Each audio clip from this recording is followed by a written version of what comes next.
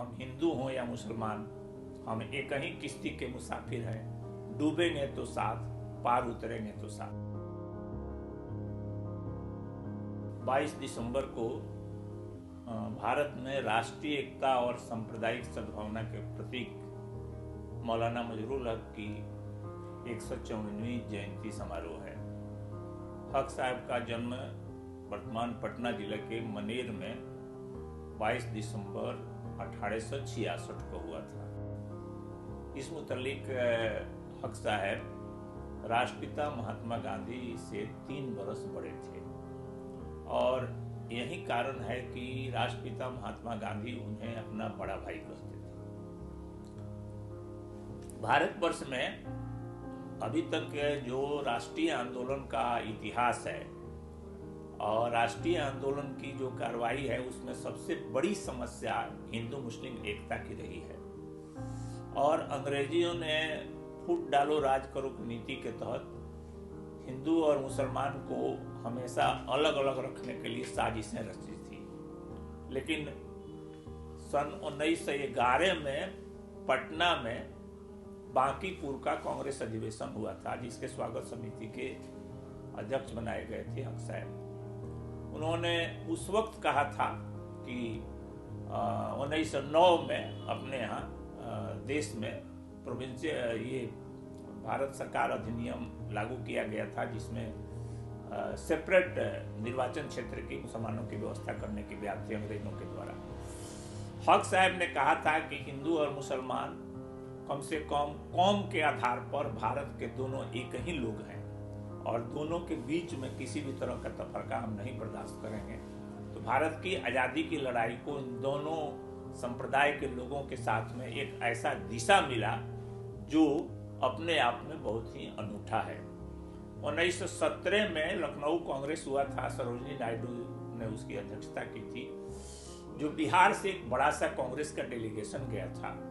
उसमें हक साहब के नेतृत्व में वहाँ वो डेलीगेशन गया और हक साहब को जब मौलाना मजरूल हक को वहाँ पर बोलने का मौका मिला तो उन्होंने उस वक्त कहा था कि हम हिंदू हों या मुसलमान, हम एक ही किश्ती के मुसाफिर हैं। डूबेंगे तो साथ, पार उतरेंगे तो साथ। याद करिए 1917 का वो समय था जब भारतवर्ष में खिलाफत आंदोलन चल रहा था और दोनों कौम करीब करीब बटे हुए थे।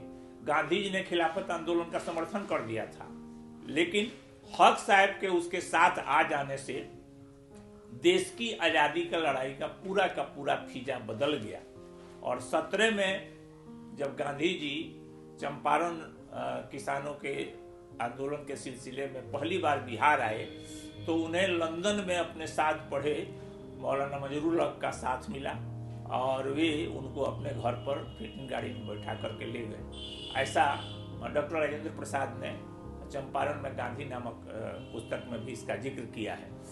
और 17 का जो देश का पहला गांधी का सत्याग्रह था, वो हक साहब जैसे लोगों के, राजेंद्र बाबू जैसे लोगों के, ब्रजकिशोर बाबू जैसे लोगों से, इसमें से अधिकांशतः लोग इस सारण जिला से, अविभाजित सारण जिला से जुड़े हुए लोग थे, उनसे वह सफल हुआ। क्योंकि किसानों के दुख और दर्द को नोट करने के लिए वकीलों को लगाया गया। गांधी जी ने इस तरह का निर्देश दिया और राजेंद्र बाबू उसका नेतृत्व करते थे और इन सभी लोगों ने मिलकर करके भारत को और बिहार के अंतर्गत गांधी को भारत का एक ऐसा नेता बनाया जिससे पहली बार उन्हें महात्मा की टाइटल मिली।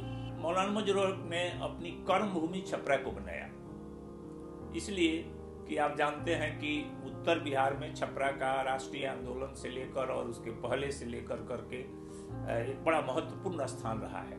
और उन्होंने यहाँ पर जिला परिषद की अध्यक्षता की और उस वक्त जो अंग्रेजी साम्राज्यवाद था उसकी जो सुधारवादी नीतियाँ थी उसके तहत डायरकी लागू हुआ था 1917 में, द्वैध शासन प्रणाली, उसमें उनका योगदान था।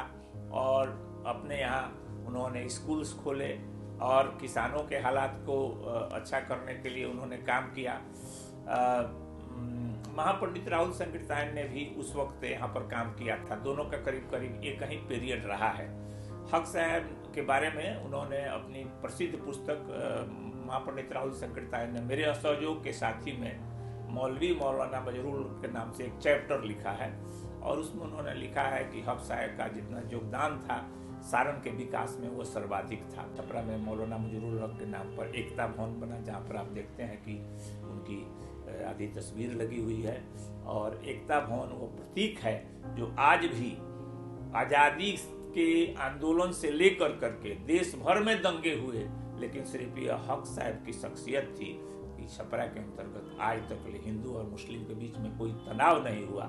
इसलिए हक साहब हमें ज़्यादा याद आते हैं और हमें उन्हें याद करना चाहिए। सारण से उनका बड़ा योगदान इसलिए है कि यद्यपि उन्होंने जन्म लिया पटना जिला के मनेर में, बाद में उन्होंने बैरिस्ट्री और वकालत पढ़ करके छपरा को अपना कार्यक्षेत्र बनाया।